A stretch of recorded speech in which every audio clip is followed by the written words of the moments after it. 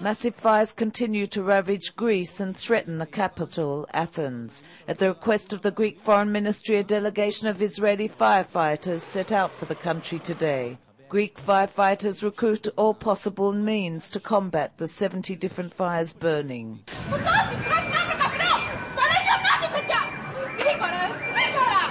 Over 50 people have been killed and thousands evacuated as the fire swept through, preventing many from retrieving their possessions. Τώρα είναι όλο γέρι στο χωριό, βέβαια, είναι κοντά στον πύργο.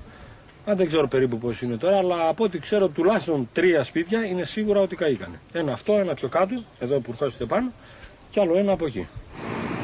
Some of the fires erupted because of arson, and locals demand that those responsible be charged with murder.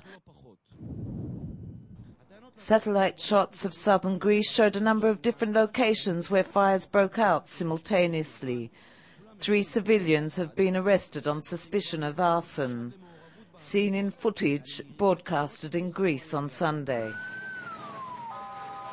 The Greek elections are in full swing, but the Prime Minister stopped his campaign in order to deal with the fires. Κηρύσσονται όλοι οι νομοί της χώρας σε κατάσταση εκτάκτου ανάγκης για να κινητοποιήσουμε όλα τα μέσα και όλες μας τις δυνάμεις στο στόχο που μας ενώνει. In the coming days, the high temperatures are expected to drop and the winds weaken, which may finally assist the firefighters in quelling the flames and bring an end to the summer dubbed in Greece as the most fatal summer ever.